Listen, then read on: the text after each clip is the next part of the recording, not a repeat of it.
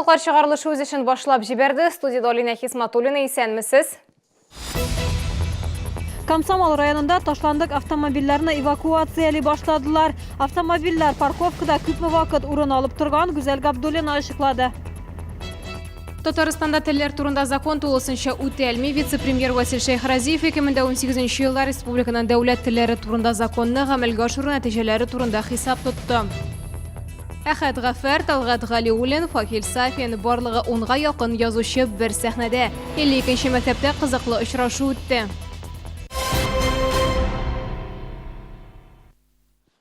Шоуда хуҗасыз автомобильләр белән көрәш башладылар. Ишек алдындагы транспортны эвакуатор алып китә. Комсомол районында бер көн эчендә генә 4 автомобиль өчен урын бушаттылар. Теманы Гүзәл Габдуллина дәвам итә.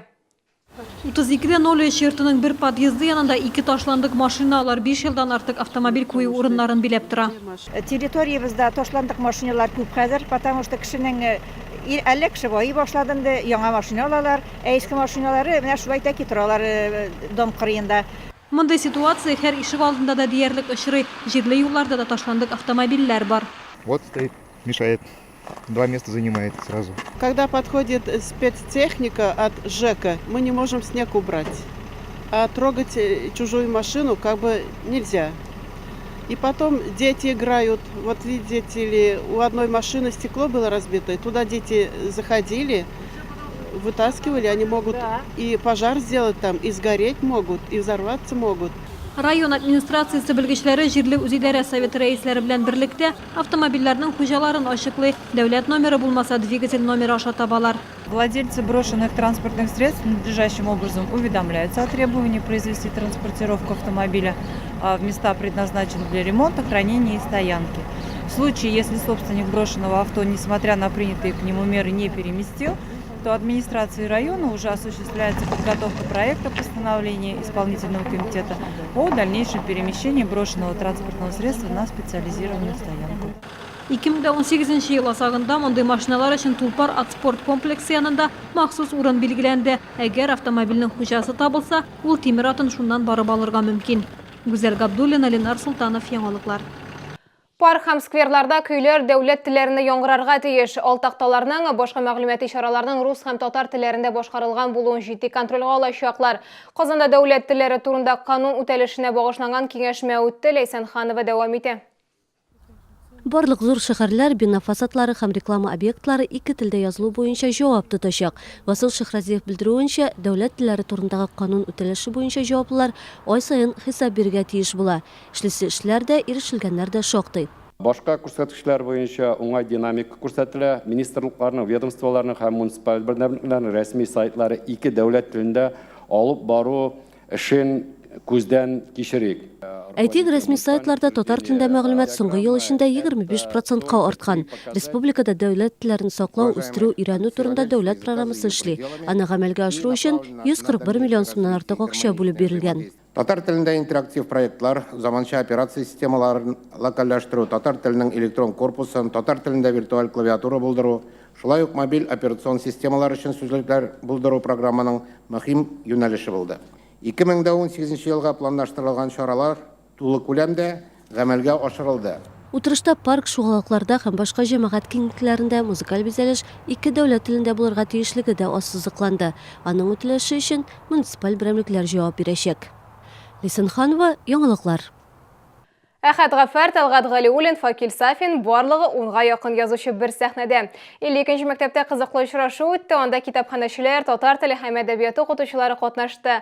Казан әдипләре укучылар белән аралаштылар, үзләренең иҗат планнары хакында сөйләделәр. Әхәт Гафар мисал өчен хәзер мәктәп тормышы турында кызыклы пьеса яза икән. Каләм ияләре белән хәбәрчебез Рима Султанова аралашты. Зал академик ул язучы Талгат Галиуллинны сәламлый. Күп проза, фәнни монографиялар авторы озак еллар Алабуга педагогия институтын җитәкләде. Шуңа да ул шаулыларга аеруча якын. Тагын бер олы Казан кунагы танылган драматург, журналист Әхәт Гафар. Ул КамАЗ удар төзелеше турында актив язган кеше. Вазих Маликов социалистик хезмәт гөрәй мин аны хәтерлим, очрашкан бар иде. Биредә дә, Мәскәүдә дә очрашкан бар иде. Алар турында язган иде. Күп яздым иншалла турында. Ул теге тикмәгенә КамАЗ төзелеше ударнигы дигән знакны бирмиләр инде. 52-нче мәктәптә мондай җылы очрашулар елына ким дигәне 4-5 тапкыр уза. Аларны китапханәче Илфания Нурдинова оештыра. Каләмияләре, галимнәр, сәнгать әһелләре белән аралашу укучының дөньяга карашын яхшы якка үзгәртә, илһамландыра. Менә нәрсә мөһим. Без аларның әсәрләрен генә уку түгел, аларны чынбарлыкта да күрәсе килә. Ул безгә зур бәхет. Нинди сораулар бирдегез? Без аларга ачык дәрес күрсәттек, алар нәрсә белән шөгыльләнәләр, нинди әсәр язалар. Әдәби кичәдә Фазыйх Фатихов, Рәсимә Гарифуллина, Фәүзия Солтан, Рахман Шафигуллиннар да чыгыш ясады. Китап күргәзмәсе дә оештырылган иде. Казан язучылары очрашудан бик риза. Беренчедән, бу мәктәптә татар мөхите яши.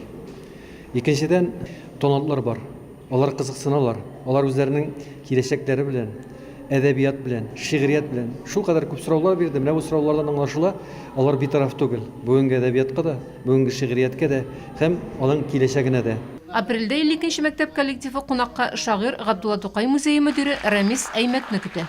Римма Султанова, Ленар Султанов, Яңалыклар.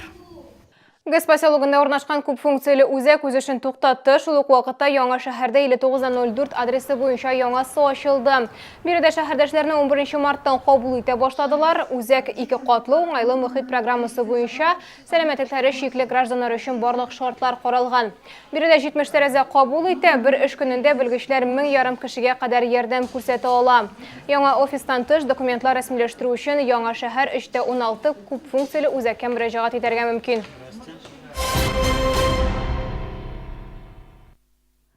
Тулысынча цифрлы тапшыруларга Татарстан 2019 елның 3 июнендә күчәчәк. Бу көнне төбәктә аналог эфир телетапшырулары бетәчәк. Республиканың барлык халкына югары цифрлы сыйфатта 20 бушлай канал тәкъдим ителәчәк. Халыкка телевизорларны көйләргә махсус өйрәтелгән волонтерлар ярдәм итәчәк. Чаллыда алар өчен курслар узды инде, хәзер Тукай районында да дәресләр үтә.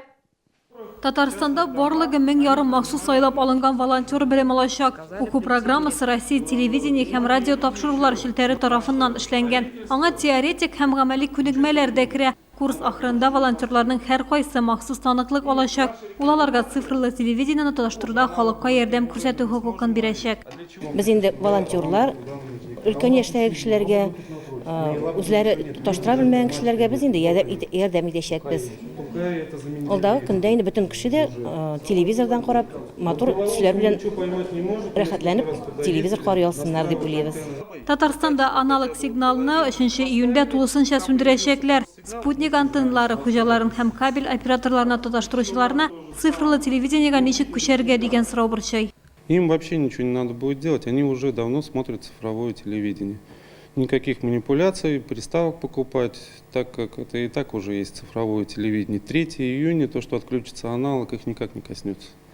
И также население, которое подключено к кабельным операторам, на IP-телевидению, им тоже не надо беспокоиться. Их тоже никак это не коснется. Антенна кулланучыларга каналларны көйләргә кирәк булачак. Әгәр цифрлы стандартларны тотмый торган иске телевизор булса, махсус приставка да кирәк булачак. Аны теләсә кайсы көнкүреш техникасы һәм электроника кибетендә яки почта бүлегендә сатып алырга мөмкин. Гүзәл Габдуллина, Константин Величко, Фәнис Иксанов, Яңалыклар. Бу сезгә ишкерәсе соңгы мәгълүматыбыз иде. Мин Алина Хисматуллина сезгә күңелле яллар теләп сау булашам. Исәнмин булыгыз.